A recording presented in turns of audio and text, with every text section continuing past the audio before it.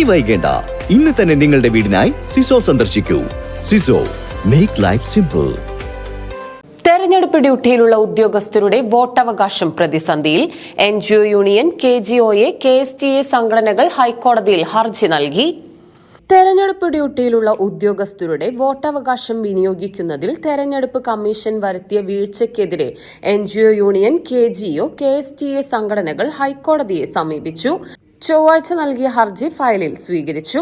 മുൻകാലങ്ങളിൽ പോസ്റ്റൽ ബാലറ്റുകൾ തപാലിൽ ലഭ്യമായിരുന്ന സ്ഥാനത്ത് ഫെസിലിറ്റേഷൻ സെന്ററുകളിൽ നേരിട്ടെത്തി വോട്ട് രേഖപ്പെടുത്തണമെന്ന നിബന്ധന ആയിരക്കണക്കിന് ഉദ്യോഗസ്ഥർക്ക് വോട്ടവകാശം നിഷേധിക്കപ്പെടുന്ന സാഹചര്യമാണ് സൃഷ്ടിച്ചത്. ബാലറ്റ് പേപ്പറുകൾ യഥാസമയം ഫെസിലിറ്റേഷൻ സെന്ററുകളിൽ എത്തിക്കുന്നതിൽ വലിയ വീഴ്ചയുണ്ടായി. ആസൂത്രണമില്ലായ്മയും ആധുനിക സംവിധാനങ്ങളുടെ അഭാവവും കാരണം വരണാധികാരികളുടെ ഓഫീസുകളിൽ നിന്ന് ബാലറ്റുകൾ കൈമാറുന്നതിൽ കടുത്ത കാലതാമസം നേരിടുന്നു. കൃത്യമായ അറിയിപ്പുകളോ വിവരങ്ങളോ നൽകാൻ കമ്മീഷൻ തയ്യാറാക്കാത്തത് ആശയക്കുഴപ്പം വർദ്ധിപ്പിക്കുകയാണ്. ആയിരക്കണക്കിന് ഉദ്യോഗസ്ഥർക്ക് ഇത്തവണ വോട്ട് രേഖപ്പെടുത്താനാകില്ലെന്ന ആശങ്ക ശക്തമാണ്. ഒരിക്കൽ ബാലറ്റ് അനുവദിക്കപ്പെട്ടാൽ പിന്നീട് ബൂത്തിലെത്തി വോട്ട് ചെയ്യാൻ കഴിയില്ലെന്നിരിക്കെ നിലവിലെ നടപടിക്രമങ്ങൾ ഉദ്യോഗസ്ഥരെ ഇരട്ടി പ്രതിസന്ധിയിലാക്കുന്നു. തെരഞ്ഞെടുപ്പ് പ്രക്രിയയിൽ നിന്ന് വ്യത്യസ്തമായിട്ടാണ് ഇപ്രാവശ്യം തെരഞ്ഞെടുപ്പ് നടന്നുകൊണ്ടിരിക്കുന്നത്.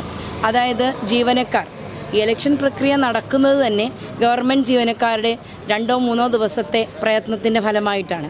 എന്നാൽ ഇതിൽ ഉൾപ്പെടുന്ന ഈ വേനലിലെ ഈ വെയിലിനെയും മഴയെയും അതിജീവിച്ചുകൊണ്ട് ഇലക്ഷൻ പ്രക്രിയ സുഗമമായി നടത്തുന്ന ജീവനക്കാർക്ക് അവരുടെ സ്വന്തം സമ്മതിദാനം നടപ്പിലാക്കാൻ അല്ലെങ്കിൽ വോട്ട് ചെയ്യാനുള്ള അവകാശമാണ് ഈ പുതിയ രീതിയിലൂടെ നഷ്ടപ്പെട്ടിരിക്കുന്നത്.